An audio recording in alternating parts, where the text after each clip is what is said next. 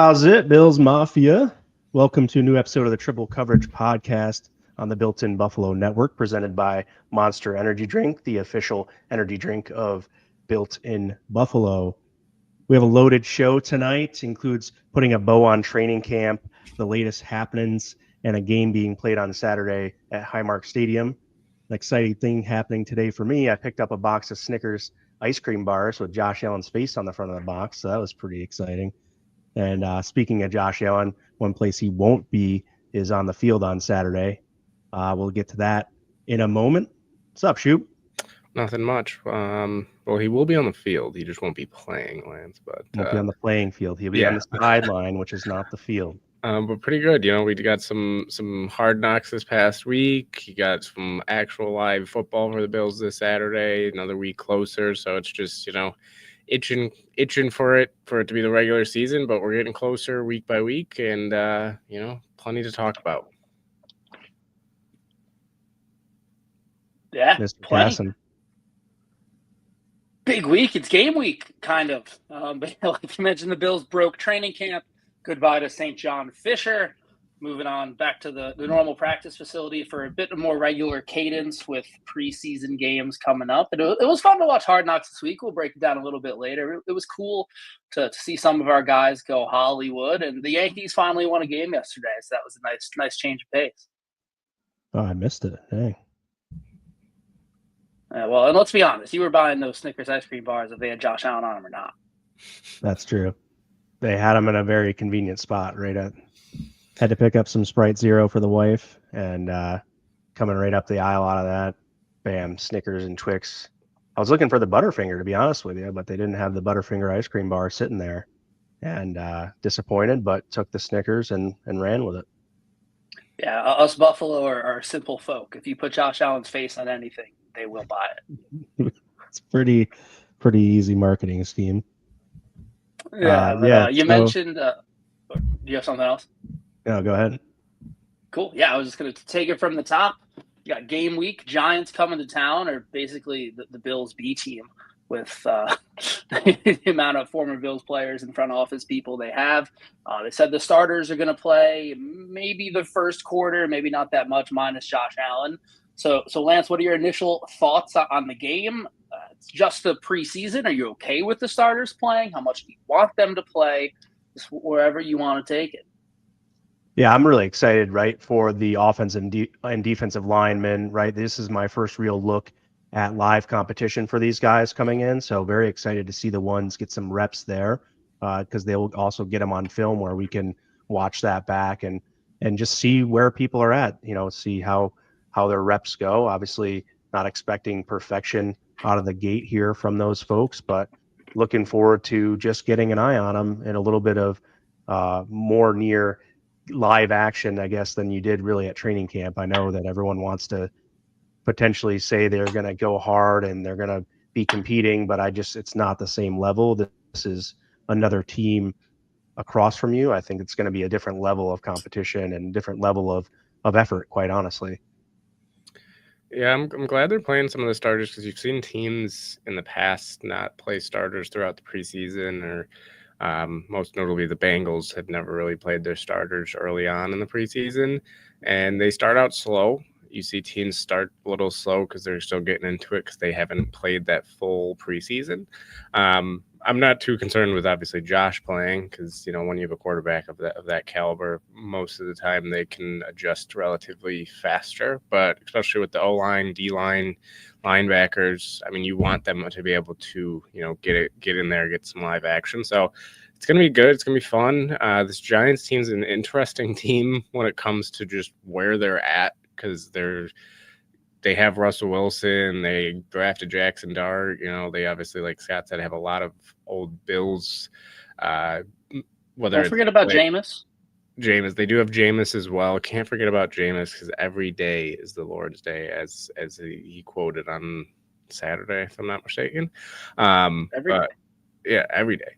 But I mean, it's going to be a fun one just to be able to see these guys, even if it's against a team that's not a superior team when it comes to depth. It's good to just see these guys come in and compete. So I'm excited see who can stand out, see if some of the guys that in training camp that are standing out can now transfer against another team other than their own teammates. So yeah, just excited, and we'll see who makes a good impression. Yeah, by this point in training camp, I think they're just ready to hit somebody that isn't their teammate. So people are always torn on whether or not starters should play in the preseason. I think there's a good, kind of like happy medium. You play them here and there, but the days of the starters basically playing a full half or maybe even 3/4 of that third preseason game are probably long gone, at least for a team like the Bills, where there's not a ton of necessarily like spots, like starting spots that are up for grabs just because this team is so established. But yeah, Lance, like you said, excited to see the offensive line and the defensive line in full pads, going full go, not just giving like a pop on the ball carrier and letting them go. Excited to see the rookies, see what they got, because it seems like we have a pretty exciting class from training camp, but there's only so much you can tell until you see them out there on the field. You guys have anything else about this preseason game? I think 3 minutes is probably about as much time as any preseason game can get. Yeah, I do just want to mention that you've mentioned how it's weird to see starters playing for a long time. I wonder what the Browns are going to do with their 5 quarterbacks, and they'll just play them like every other drive because you have so many. But just want to throw that out there because it's just one of those teams where it's like, compared to the Bills, you're going to probably put a lot of different guys in. For the Bills, you kind of are seeing a lot of the backups in general. Yeah, I know Shador is starting. Was it tomorrow they play? And then, after that, you got Dylan Gabriel, Flacco, who probably doesn't need much of a preseason, Pro Bowler Snoop Huntley, and then Pickett. So apparently they might keep all 4 quarterbacks, which would be a very Browns thing to do. Not a big surprise for me for the game that Mitch Trubisky's starting with the ones, but it is a little bit curious because it's sort of seemed like there was a little bit of a competition too, though, with Mike White potentially having a little bit of an edge in performance during the camp. But I know that they like Mitch a lot. That's why he's here. And I thought that, Mike White was getting some praise from people saying that he may be, that there may be a competition now. And even mentioning that there is a competition meant that he was showing something, and it just never or it hasn't yet. Maybe we'll see what their plans are in game 2. Maybe they start Mike White with the ones there just to give him some even playing time. But I just thought it was interesting that Mitch is going to be the starter with the ones. Probably not surprising. I feel like it's interesting given that there may or may not be a competition there. What do you feel about that?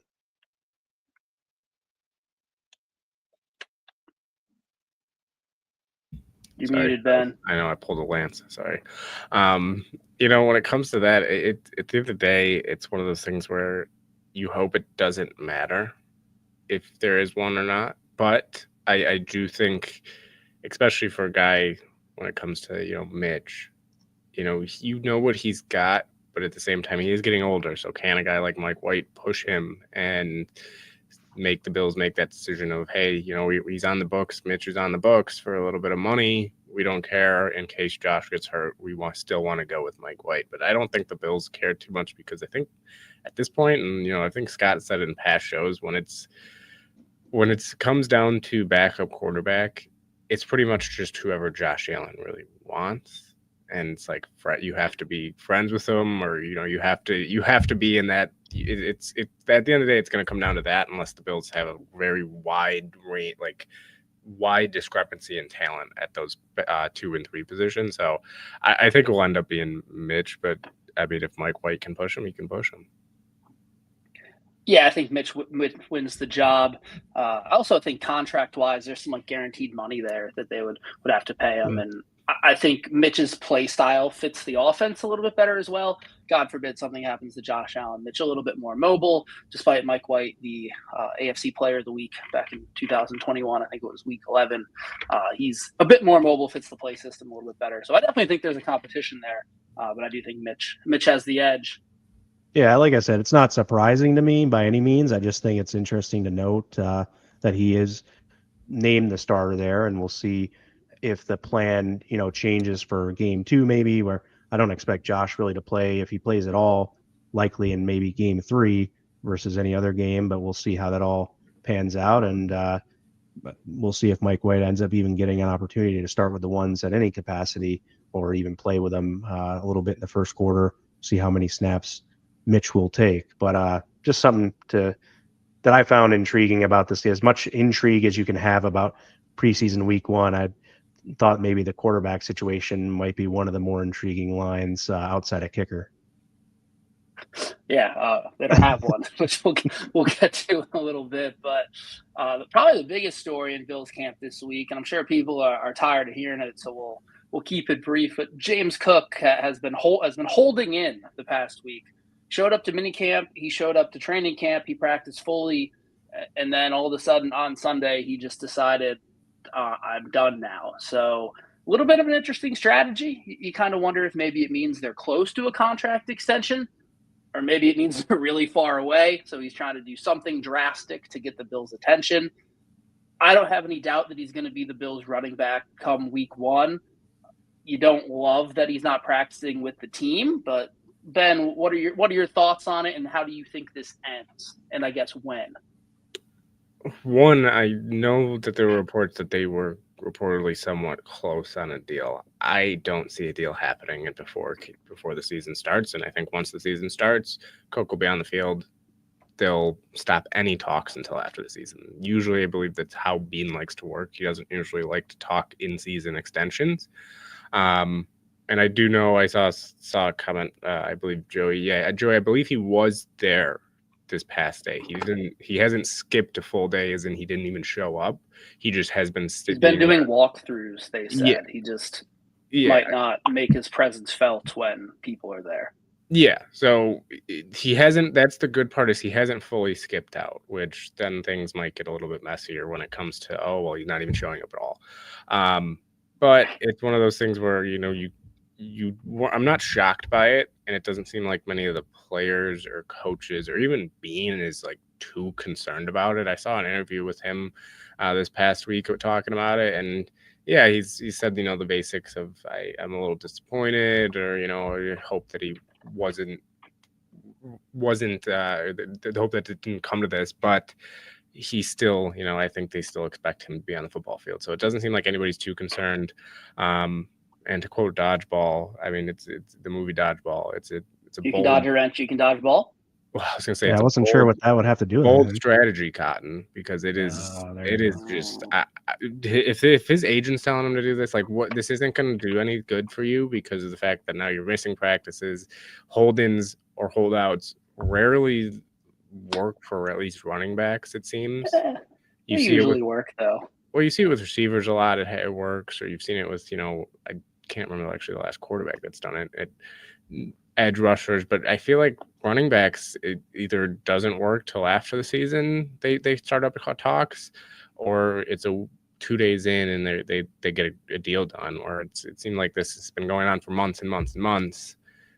I don't know. It did work for his brother. It did work for his brother, and then it didn't work out for the Vikings because he was cut 2 years later into a 5-year extension. So maybe the Bills are looking at that and saying, why would we extend you? Because it would it work out? So, I mean, we'll see. I did hear months ago that he did get offered that 3-year, $11 million per year contract, and it seems like he declined it, and Kyron Williams just got that same deal. So I don't know if they can circle back to that and if he changes his mind. But yeah, he turned that down a few months ago, it seems. And Colin Kaepernick did not get signed by the Cleveland Browns, Joey. I'm sure? I'm assuming I mean, did he get signed? He hasn't been in the league since what? He's been staying in shape. Well, yeah, but he's been staying in shape for what, 8 years now, since Josh Allen's been a rookie. But yeah, no, he did. As far as I know, he did not get signed anywhere, and I don't even know if he got worked out. But yeah, when it comes to Cook, I'm not too worried. He'll start week 1. We'll go from there. Lance, you got anything other than that? Just about the James Cook thing. I already said I think he's going to be the week 1 starter, like you mentioned. As far as that goes, I don't have much else to say about it. It's interesting the way these tactics are played out, and I don't know, it doesn't do much for me. So I don't really have too much more than that. Just wish it was not happening and they can get past it. Yeah, unfortunately, like it's just a part of how the game is played. Like McLaurin's holding out, Parsons is holding out. Parsons maybe has a bit of a reason to be traded. His owner called him Michael, but like when James Cook said, it's just business. Like it's really just what it is. Fortunately, this is how the game is played. Whether it gets him a contract or not remains to be seen. But I guess his camp felt like they had to do something, and just being a good soldier wasn't getting where they wanted to get. So hope it doesn't affect anything. Hope for his sake he gets his deal done. But I don't know what he hopes to accomplish. I feel like the Bills aren't. I feel like the Bills are in a spot where they don't need to cave to him not being there because they're so deep and just the next man up type thing. But it is just how the game is played. Oh, and sorry, and with the contract of Kyron Williams, like this hurts James Cook more because Kyron Williams was efficient. He's a very efficient running back, and he was pretty good in the passing game. So for him to get $11 million per year for 3 years, it's not a good look if you want 15 and you're James Cook and you play 48% of the snaps. So just want to throw that out there as well. Yeah, I got 3 for 33. Feels like the Bills give him 3 for 35, maybe even 36, should get it done a little bit higher than that. But yeah, the market's kind of been set for what he is, and it's not Saquon Barkley money because he's not Saquon Barkley. Very good player, just not Saquon Barkley. Unfortunately for us in that one, honestly. So moving along, this is going to be some good podcasting because I'm just going to read a list for a second. But the Bills have had a lot of injuries. Maybe that's another reason James Cook is holding out. He sees something's going on with that St. John Fisher turf. And he wants no part of it. Maybe he'll come back now that they've left. But the big one, Shakir has a high ankle sprain. He's supposed to be back for the regular season opener, but with those, you never really can tell. He's in a boot, but that's very normal. Bishop's still out with a quad. Rapp out with a knee for a week. Samuel dealing with a hamstring. Alec Anderson still has his knee. Caden Prather has something going on, which I forgot. And then a whole laundry list of others, including Kylan Grable in the protocol. And we don't have a kicker, unless that kicker is going to be Ray Davis. But if they keep moving the way the kickoff thing works, maybe you don't want a kicker who can kick it far. It'd be nice to kind of pin them in there. Are you guys having any concerns yet with any of these injuries? I know last week we said we weren't concerned. We're a week closer to the season now. What are you thinking, Lance? Yeah, I'm still not overly concerned. Obviously, not having a kicker for Saturday's game is a slight concern. I'm disappointed about Cedric Van Prank Granger still being out and not being able to get on the field. I feel bad for him. He may lose. There's not a big path as it stands to the roster, and his chances of showing out and showing some growth there are now limited, even more limited by his absence. So Shaq Thompson, I thought, was a guy that kind of came in and was in the right spots on day 2 when I was there. So unfortunate for him not to be out there as well, I guess, but other people getting opportunities is good. Grable going into the protocol may be a concern there because I think he was starting to gain some traction for a decent role potentially, and that kind of stifles that a little bit, although doesn't necessarily derail it completely. So, I do feel bad for those younger guys, like Prather's out here, he's trying to make the practice squad or something like that. And it's sort of, if they spent a draft pick on him, he's still got a leg up in that endeavor, but it's just, some of these guys could really use this time for the repetition and also to show, what they have. And it's fine. It's, there's a lot of time still left. And I know everyone in the building in One Bills Drive is going to be patient with a lot of these guys. And then it just is not super concerning, but mildly concerning about some of the guys, mentioned Bishop. So, it's just a second straight preseason where he's missing things. And I was thinking about this when I was listening to McDermott's press conference today. Like, he even brought up Micah Hyde and Jordan Poyer's relationship and communication and saying how that's not really there now and hasn't really been there. And I think one of the big things I always talk about when we talk about the defense and how successful it's going to be is communication, because that is really what made it so special with those two back at safety. And now that that relationship's not there, there hasn't been. Maybe Bernard and Milano start to foster that relationship and have that similar cohesion, but just I think the safeties and the defensive backs kind of need those two in the backfield, in the defensive backfield, to really have that level of communication established prior to the season. So hopefully he gets back. Hopefully we can get that established even further and make sure it's sort of seamless by the time week 1 rolls around. Yeah, I want to echo off of that talk about the safeties because, yeah, Cole Bishop, I mean, there was talks about how he was taking that step as a leader and just really communicating well. But now that he's out, to Lance's point, it's like there's a halt there. So can you come back and continue to grow on that communication and get better with that? So, yeah, I mean, when it comes to the overall injuries, I'm not worried. There are certain players that you wish are out there. I mean, Bishop being one. Shakir, I'm not too worried about just because you know that he'll come back and hopefully be good. Curtis Samuel, another guy where like you just don't want him to get off to a slow start just because of kind of another injury, like kind of how last year was where he wasn't on the field. It was a very slow start for him. Rapp, more so to not because of a slow start, but more so to the point of what Lance said. You just want both your safeties out there. I mean, yeah, it's good to get to back up some playing time, but when it comes down to it, next week, 2 weeks from now, you want them at least progressing to the point where they can be on the field through whatever walkthroughs or whatever it is, communicating, talking looks, maybe even if they're on even the sidelines next to each other, talking, hey, when we're out there, this is what we see. So you just want them to be able to grow that part of the game. I mean, obviously, it sucks for some of these younger players that aren't getting the opportunity to be out there, like Van Granger, Grable, Prather. But at the end of the day, you still want those guys that are going to get more of the playing time to be out there, especially once it starts getting closer to the season.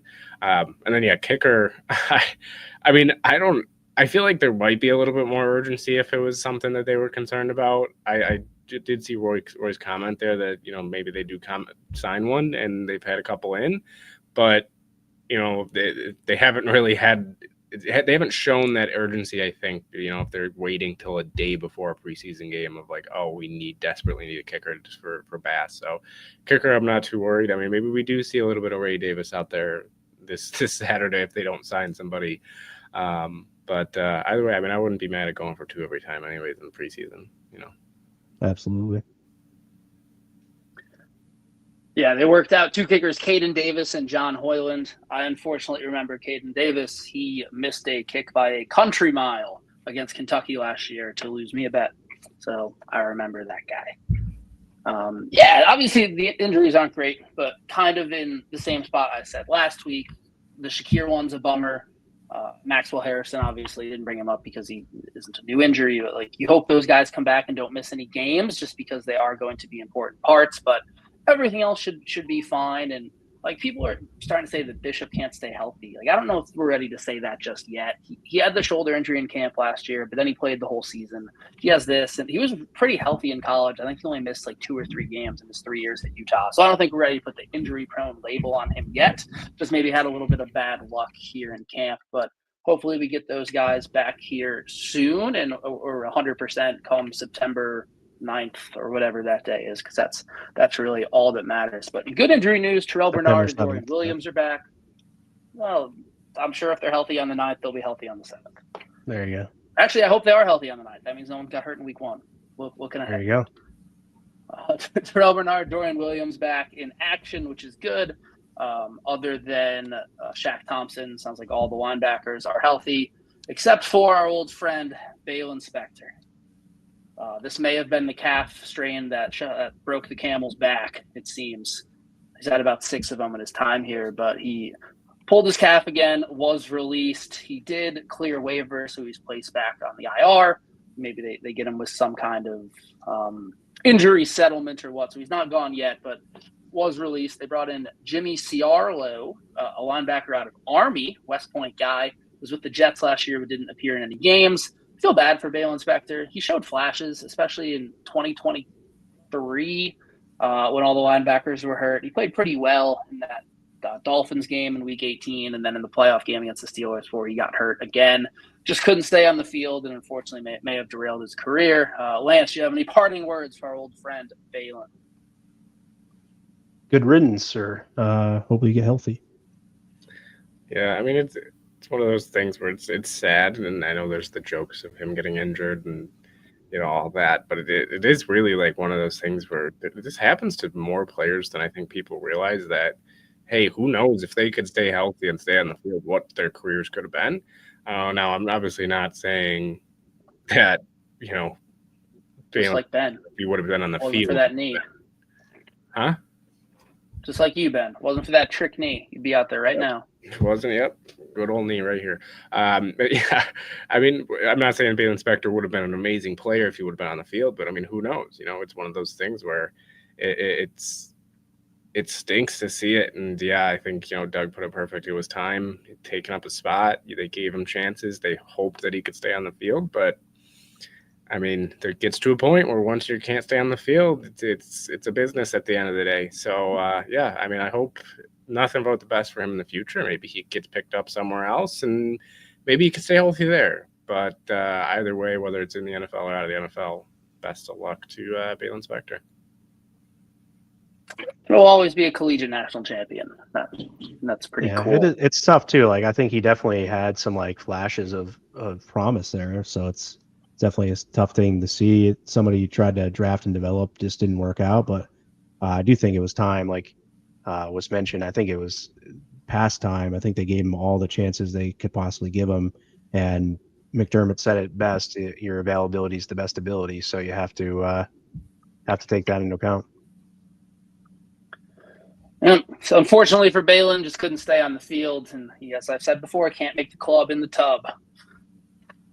We had an initial depth chart come out. Not many surprises on there. Big one, maybe Terrell Shavers as wide receiver 6, but he was probably wide receiver 6 last year. They only kept 5. So we're going to talk about him a bit later on. But Ben, do you have any initial thoughts from the first depth chart? No real surprises, honestly, but take it where you want to take it. Yeah, I mean, it's not super surprising when it comes to anything.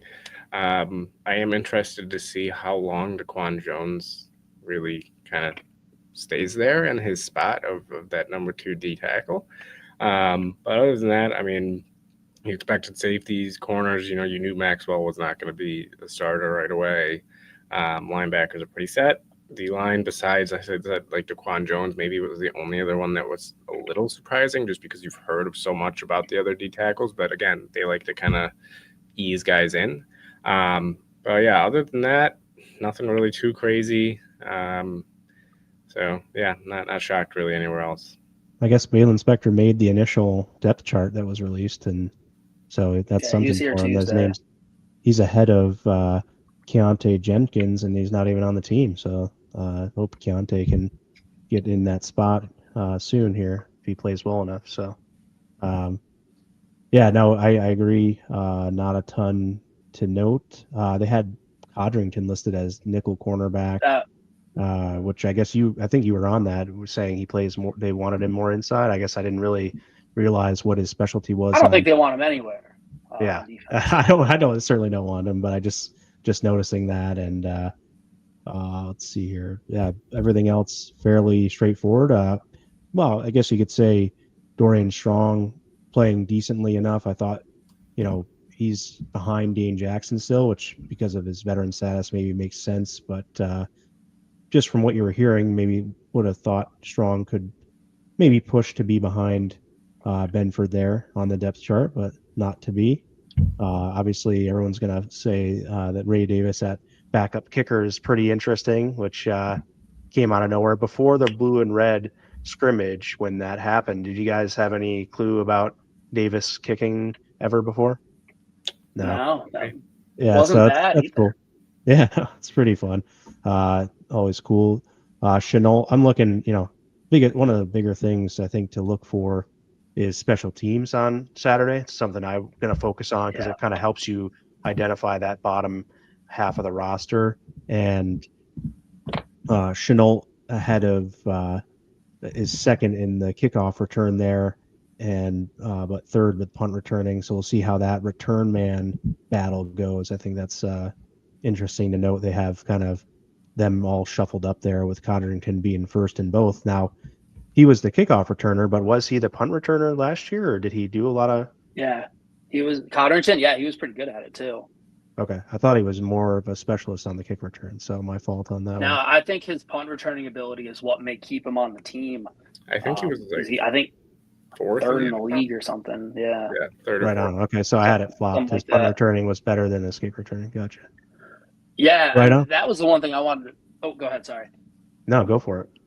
I would say, yeah, the returner one was the one thing I did want to bring up because I think Codrington was somebody that a lot of us had as maybe a way to get an extra roster spot. Maybe that's Shaver's wide receiver 6. Maybe that's them keeping 12 D linemen even after the suspensions. But I mean, if he's first at punt returner and kick returner, obviously there's a month to go before we have to finalize this thing. He might just find his way on the team again, and then got some important decisions to make when you have somebody who's only a returner. All of a sudden, you only got 52 spots instead of 53. It's like when Rex Ryan had a kickoff specialist, but I guess returner is a little bit better than a kickoff specialist. But yeah, it'll be interesting to see if he can hold on to that spot and steal the roster spot. All right, we hinted at it earlier, but a little bit of a Hard Knocks review. It was cool to see. I think Hard Knocks over the years has kind of gotten a bit more boring just because teams don't really want to show a whole lot. And at least for me, like I'm always really excited for the first episode. And then by the time it goes on, it's just like, all right, like nothing really new is here. But because it's the Bills, obviously I'm going to love it. My big takeaway is that we need Deion Dawkins to get a safer hobby. And I don't think those seats are made for 3-year-olds, but I hope he stays safe out there. I was watching that like, one wrong turn, he goes into a tree, and there goes our left tackle. But safer hobbies maybe during the season for Deion. Yeah, I think there's a lot of room out there. It may look tighter than it is in real life. I'm sure, so, yeah. I know those places are pretty spacious and big, but it seemed like he wasn't holding back, and he gets after it pretty good with the drift car. So that'd be cool to see in person. He did have a car show, I think, last year. If he does that again this year, it'd be nice to go out and see that. Of course, my wife goes like, "Oh, you should have that car at the tailgate." I'm like, "Yeah, well, we're working on that." Yeah. Anyway, so I said on X the other day, goosebumps to adrenaline to teary eyes, kind of touched everything out of the gate. It was super cool. I think honestly, that may have been my first time ever watching Hard Knocks. I don't believe I've even turned it on before. So, we'll see. Maybe, I guess that it's not a poisonous snake. So I guess they could wrestle. He could slip out of the grips of it. But I think he's with professionals when he does it. Like, plus, it was 2 pythons on one there. I'm just kidding. That was just a muscles joke. So I'll leave now. Have an ice cream bar. Take a lap. Yeah. Yeah, I mean, it was awesome. I mean, yeah, I'm with Lance. I never really watched too many of the Hard Knocks just because, again, I mean, I wasn't too interested. Like, I was last year, the AFC North as a whole or something last year? That was only during the season. Oh, yeah. So, I mean, Hard Knocks last year was come back to me. I think the last one shows how good it was. I think the last one was that I remember, like, details of was the Raiders year, which at this point was that was a while ago. The Lions were 2 years ago, and that was pretty good. Yeah, I mean, was it last year? I've seen clips and everything come out, but I don't know if I've ever watched like a full episode of it. But this one was really awesome. The Jets. Oh, it was the goddamn Jets. But yeah, I mean, it was awesome to watch. One, how can you not root for Trey White, man? I mean, he is just on and off the field. It's just a guy that I hope that he can stay healthy, and I hope that he can have a good year because he is just one of my favorite Bills, I think, ever. And I think that's for a lot of people just because of how fun he is and how good he was and how good hopefully he is this year.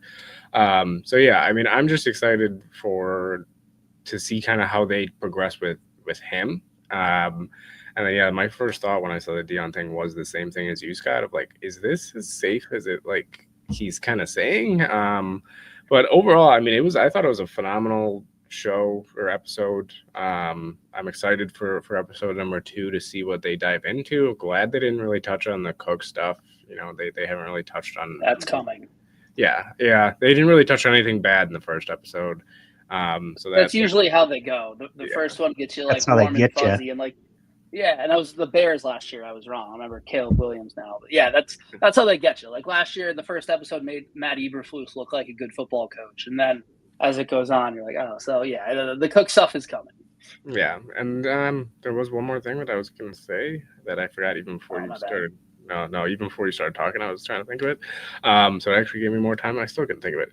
Oh, that actually, John just commented it. The scooter part was hilarious to me. And then they have the kids scooter for KJ was absolutely hilarious to me. That part I just wanted to also point out because well, he brought it. That's what he brought. So he didn't know. He said he bought the kids one and he had no idea. Said he went to Target and bought the wrong one. Yeah. I thought it was funny where Spencer Brown was just staring at the camera, just like this, while he's riding, and just dead staring at the camera. So yeah, that's just. I mean, this team's got a bunch of characters, and you're gonna see. Dion's just got the best get around game though. That was a really cool little moped type deal he's got going. Suspension on that thing's got to be pretty ideal. I would love to see somebody just bring out the Heelys one day. Oh, come on, I can't believe nobody's thought of that one. I mean, come on, bring out the Heelys and show off that. I don't. Do they even still make those? I think they do, right? I mean, yeah, somebody's got to order any of that stuff. Yeah, let's go a little old school, would you? Yeah. Maybe rollerblade. I don't know. Maybe we'll see it in the next episode. Ooh. Somebody will bring in the Heelys. Everybody knows the hardest part about rollerblading. I don't know. Figure it out for yourself. I'll let you figure it out for yourselves. There was another thing. ESPN and the NFL have a little interesting deal going on. I'll explain what it is first so we can kind of go into our thoughts. So basically ESPN acquired NFL Network and Red Zone and Sunday Ticket. And as part of the deal, the NFL is now going to own 10% of ESPN, which is interesting on multiple levels because, one, ESPN has a sports book. So the NFL now owns 10% of a sports book, which doesn't seem like it's super ethical. And also, I'd imagine all the other sports books are going to get pretty mad at this and try to make this not go through. And the NFL now owns 10% of the company that breaks the majority of the news and puts a narrative on things, which, as we've seen what NFL owners already do to collude against players a la Lamar Jackson, stuff like that. Who knows if there's going to be as much journalistic integrity? You hope that there will be, but who knows? Schefter seems like he has a price. What do you guys think? I almost am kind of surprised if the deal goes through because I think the other sports books are going to put up a fight and they're probably going to come up with something kind of antitrust monopoly or something like that as far as ESPN and the NFL being together. But Lance, what do you think about this? I don't think I like it. Yeah, knee-jerk reaction was similar. Not a huge fan of it. Didn't really understand a lot of the logistics of it, or really, I don't know if fairness is quite the right word, but it just doesn't seem, like the ethics are a good look in that for the reasons you mentioned. But I don't know. It's hard for me to get past like I can't control it, so I don't really care about it, sort of thing. But I know it's our role here to talk about it. So I guess for the sake of that, it's definitely an interesting. And for me, I was surprised. I didn't have a clue that they were even trying to work on something like that. Makes a ton of sense for ESPN, but as an NFL fan, it's sort of a little bit disappointing, I guess. For the reasons you mentioned.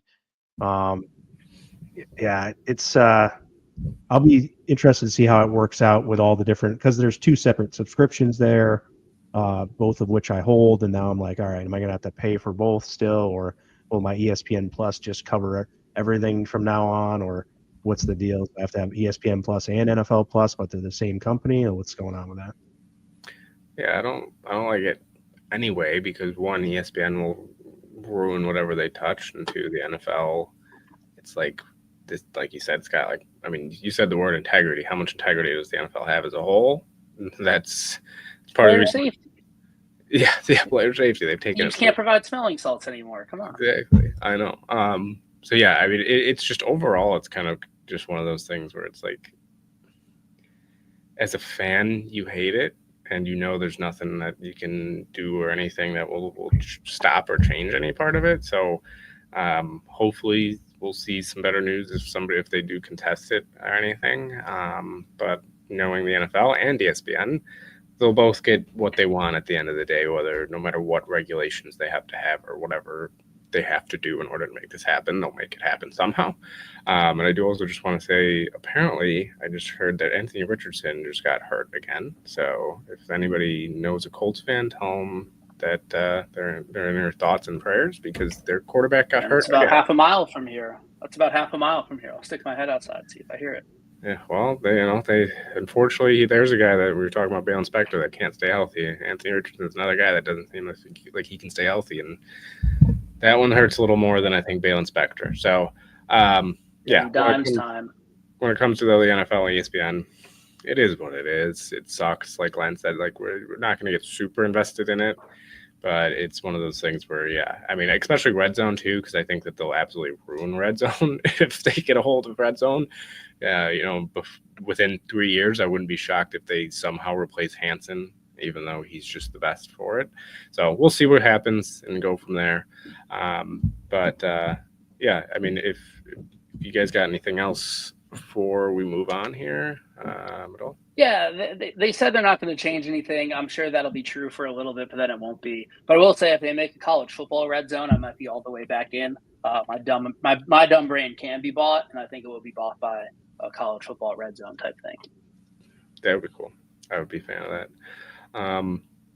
But yeah, we'll see what happens with that, and I guarantee it'll be a long and lengthy process at the end of the day. It definitely won't be something that happens quick. So let's get into a little bit to the offense and defense that we want to see so far, what we've seen so far. I know last week we talked a little bit about what we saw, but I believe the pads weren't even fully on when we were talking last week, and they've been fully on now. So we'll start with the offense here.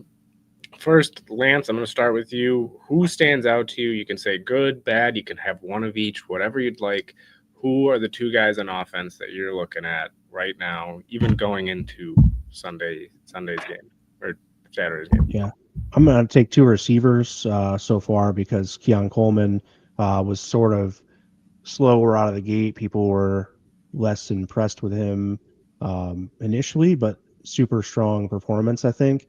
And then Elijah Moore, I think they just did some additional things with him that I guess I didn't realize they may put on his plate, but given Curtis Samuel's due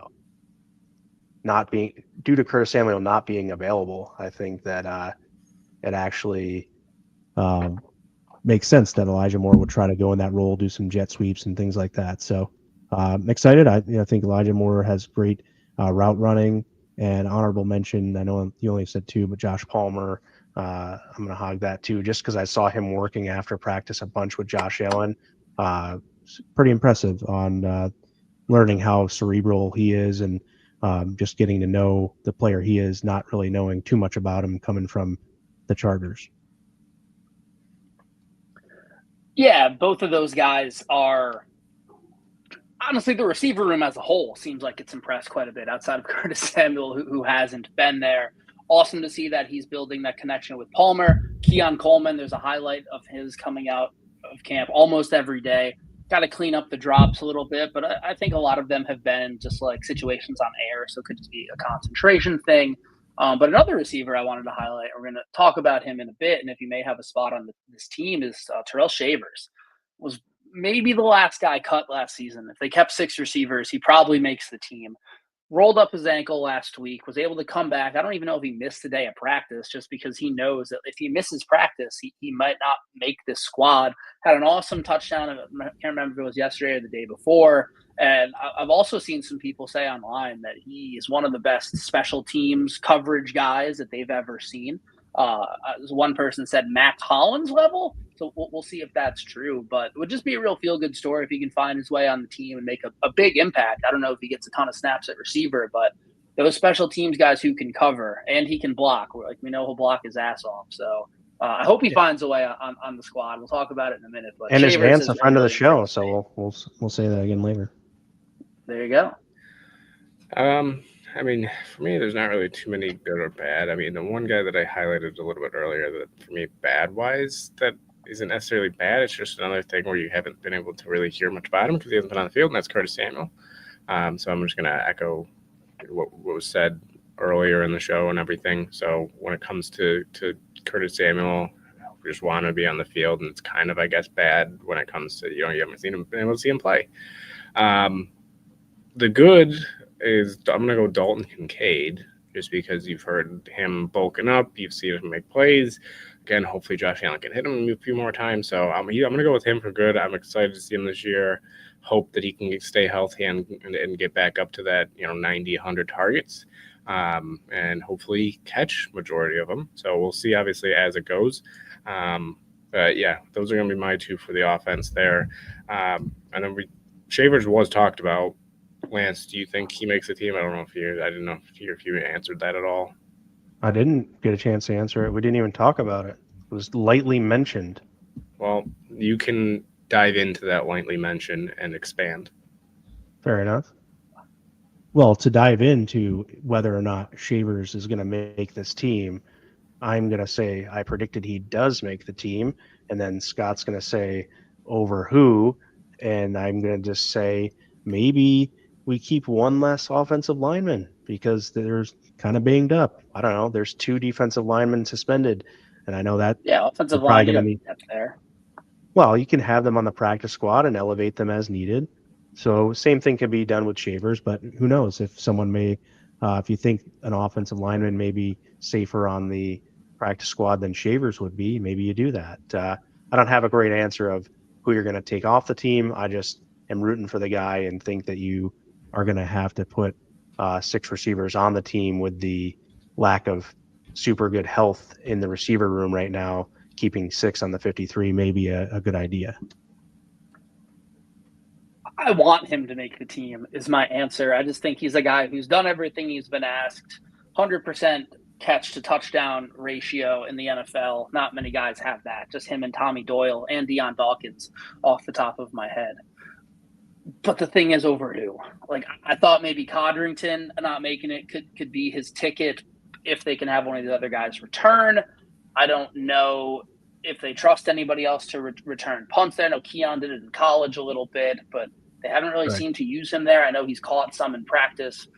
I think tomorrow's preseason game will be pretty telling. You'd imagine Codrington takes the first couple. I don't think Keon's returning a punt in the preseason game, but like who? But then you have Hamler and you have Chenault, who are also receivers. Like they could be, if someone's going to get the return role, it might be one of those 2, which then takes away his spot. Yeah, exactly. So like I wanted to make it's tough path. Yeah.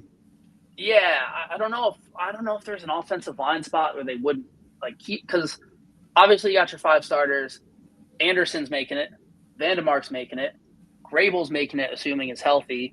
And that's what I'm saying. Anderson's I know he just got his knee scope, but how long is he going to be out? If he's back, then that's great. I'm just not sure if injuries are going to be a part of that, I guess, is what I was saying with the offensive line. Yeah, no, I'm with you. Like I hope he makes the team. It's just that's the problem when you're on a team this good. It's hard to find a spot when you're one of these fringe guys because they're just so deep. Yeah, I'm just gonna simply put, because you guys pretty much covered it with Shavers. I'm gonna continue to say that I think he makes the team, so that when he does make the team, I can go back and say I was right. No, I'm just kidding. I'm not gonna do that because nobody knows who's gonna make a team at the end of the day, and they're all guesses. So I just think somebody knows. Somebody knows, but no reporter or content creator besides Josh Allen and a few other guys know who's going to make the team. So it's, they're all guesses at this point when it comes to guys like Shavers and Doric Forrest or whoever you want to talk about when it comes to just guys that are on the bubble there. So I'm just going to continue to say that he makes the team and manifest it because I hope that he makes the team. So someone's killed the bubble boy. I can continue to manifest that he does make the team. So we'll see. We'll see what happens. I know a lot of people are rooting for him, even you, Scott. And we know you're rooting for him, even though you don't think he might make the team. Everybody's still rooting for him, so we'll see. But last thing, we kind of already covered this a little bit, but who or what do you want to see from the offense on Sunday? Obviously, you're not going to see Josh Allen. You're not going to see maybe too much of the starters. Scott, we'll start with you. It could be a who or a what you want to see from this offense on Saturday. Are we talking about the Grinch? Yeah. I want to see health. I don't want to see anybody else get hurt, especially in a preseason game. But it's kind of obvious. On top of that, I want to see the offensive line look good. Like Lance mentioned earlier, training camp is a tough time for an offensive lineman. You're doing a lot of drills that kind of suck. You're running a lot of plays on air. You're doing boring drills while the offense gets to go play 7-on-7, which looks like a lot of fun. But now's their chance to get together out there as a unit. It's the same unit as last year, and probably only going to play a drive or two, but I want to see them look clean. They're going to run very vanilla plays, probably just zone right, zone left. So I want to see them block them well, open up holes on basic plays, because that's the sign of a good offensive line if you can do that. So I want to see good continuity from the offensive line and maybe a couple decent runs spraying. Yeah, I agree, Scott. I want to see nice units opening up holes. I think that'd be a great thing to see on Saturday. And Mike Edwards is a guy I'd like to see in action.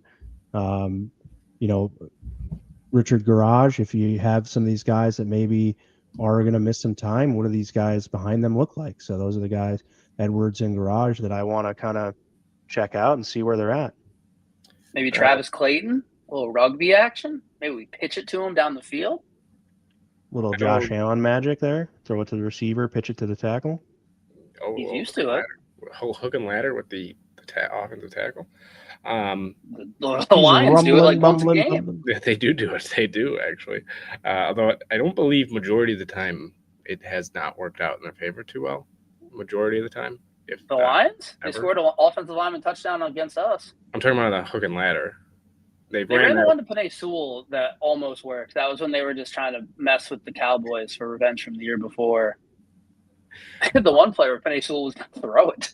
Well, hey, maybe they add that to the playbook this year. I don't think if they did add it to the playbook, you'd see it in the preseason. But, hey, maybe they throw it in the preseason just because they're like, hey, whatever, we're not going to really ever run this in the game.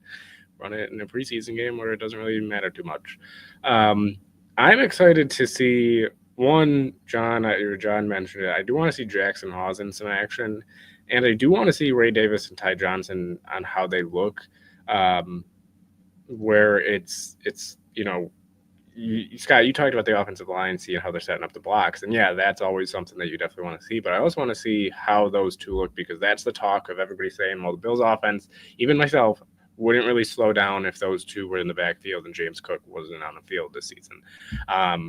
So I do want to see, how they look in the preseason. Obviously, the first game, maybe it will be a little rusty. You do see that sometimes, especially because the defense is just ready to, go out there and hit somebody. And you saw it even on Hard Knocks, where the defense won first day of pads because they were just ready to go. And sometimes the offense kind of takes a little bit to kind of get going there. So Jackson Hawes and just the two backup running backs there, and Ray Davis and Ty Johnson are the three that I want to see and how they look on Saturday. Right on. If you haven't done so yet, folks, please like and share this on your relevant platforms. If you'd like to come over to the YouTube platform and subscribe to that Built in Buffalo YouTube page and hit the bell there to turn on notifications when we go live, we'd greatly appreciate your help. Get in the comments here and like and share on YouTube, especially to help us gain traction in the algorithm, would be, again, super appreciated. We are presented by Monster Energy, the official energy partner of Built in Buffalo. And before we go too much further with our last segment, just got a question here from Roy that I really liked, and Josh Allen sort of addressed this in his press conference. Preseason doesn't count, but it does matter. It matters a whole ton for guys trying to make a living here and try to get an opportunity in this league. Josh Allen mentioned his role this weekend is really to help those guys do that, be a sounding board for guys, be a resource for guys. And what do you guys think, I guess, about the saying preseason doesn't count, but it does matter? Yeah, I mean, it's definitely true where it's, when it comes to, I guess it doesn't matter in the sense of wins or losses, obviously, but it matters in terms of team building.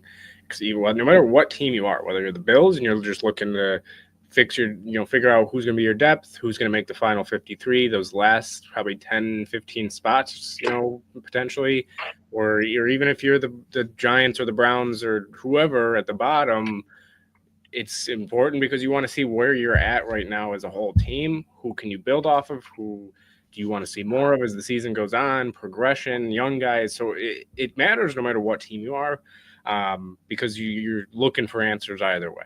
I mean, there's no team that goes into the preseason before the preseason and says, you know what, I don't really care. We don't need to figure anything out. We're perfect. We're good to go. Every team is looking to figure out something, whether it's depth, starters, or whether they're in a rebuild, knowing, hey, we just want to see what we got, and then we'll go from there. So, yeah, I love that quote there. Or that we'll have to find who said it, but yeah, I mean, it's definitely the wins and losses also don't matter. But at the end of the day, that's not what people are talking about, and it's not what this comment's referring to when it comes to what does matter. It matters for any team.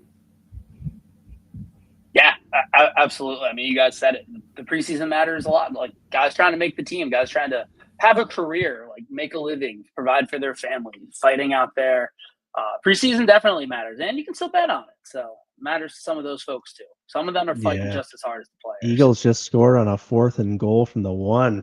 That'll help the over cause, hopefully. So, and no 1-yard rushing touchdown for a running back, I believe. So the Ravens returned a punt today too, as well. So did see some special teams involved. So maybe we'll see one from the Bills. I was offered tickets to the game tonight, and I said no to hang out with you clowns. So nice. Wow, that was perfect until the word clowns, and now it's just night ruined. Well, I can't be too nice. That's fair. Even when we're up, we got to be a little bit down. That's where I like to be. All right. On defensive side, do you guys have a couple of folks who stand out to you, or for a good or bad reason? I assume a lot of, secondary type work is probably the focus here, but you're welcome to go wherever you'd like, Shoop, if you want to start us off on the defensive side of the ball and let us know who you got for standing out so far in camp. I actually don't really have anybody good or bad. I'm just going to talk about 2 guys that I want to just touch on because I'm interested to see what it comes to what you've heard this season and what kind of is surrounding their position. The first guy is Dwayne Carter, where you've heard a lot about TJ Sanders. You've heard a lot about Deion Walker. You have Ed Oliver there. You heard in the beginning, like first few days, that it was going well for him. Haven't heard too much since the pads were on, but at the end of the day, there's a lot that sometimes they just don't touch on Dwayne Carter. So I'm curious to see how he stands and if that's a good thing or a bad thing that we haven't really heard much since like before pads were on about him. Unless I missed a few things, but Dwayne Carter is the one guy compared to what else is going on at his position. I would take it as bad because you've heard a lot about TJ Sanders, Deion Walker, the 2 young rookies coming in here, and on the depth chart, then you still have Daquan over him. So that's just something I want to touch on there. And then actually, I do have another bad. I got 2 bads actually. The other one is Dane Jackson. It seems like he might be on his way out because it just has not seemed like it's been a good camp for him. And when you have Hairston in there, you've heard praise even about Dorian Strong being a young guy coming in. Even you have Jamarcus Ingram you haven't heard much about, but like, does he jump over him in the pecking order there if either of those 2 are in the running for a final spot? So Dane Jackson, I think it was another guy who came back after bouncing around a little bit. It seems like it might be the end of his run in Buffalo in a few weeks here. So those are the 2 I'll touch on. Thank you for touching on them. Obviously, Matt Milano, Trey White have been awesome. People say that every single day about them, so I won't go with them. But I don't know, Javon Solomon, from all that's been said, is he's kind of taken that next step forward. Was a guy who was definitely on the roster bubble, given how many resources they put into this defensive line this past offseason. You figured he'd probably make the team out of the gate because they have the 2 suspensions on the defensive line, so like somebody has to be out there. But from everything I've heard, he's been awesome and seems to be playing his way into a real spot on that rotation, even after Michael Hoyt gets back. People are thinking that he's going to stay in the rotation there. So awesome to see a small school guy, what would be a 5th or 6th round pick last season. I think had a couple big, or I don't want to say big sacks. They were in blowouts, but he had a couple sacks when he came in. I think his sack percentage versus snaps taken is the highest in the NFL. He had 2 sacks in 15 snaps, but excited for him. And hope that he can kind of take this into the preseason, which will matter for him because he's trying to show that he is a rotational guy. So excited for him there. One person, and I don't know if this is necessarily he's done anything bad, I know I just said Solomon's been really good, but it is hard to tell for linemen in camp. But AJ Epinesa, seems like we haven't heard a lot about him. It is a contract year for him. And there are going to be a lot of mouths to feed on that D line, and they're going to have some tough choices to make come week 7 when Ogunjobi come back. Maybe he's a guy that could be on the trading block. I don't know if going into the season, but maybe when those guys come back around trade deadline time. But I want to see some flashes from Epinesa because they paid him. They brought him back on this 2-year deal in a contract year. So he's probably planning to stay in the league. So I want to see some stuff from him. Yeah, I think, a guy like Damar Hamlin's come back and done some nice things so far in camp and the opportunities he's been given.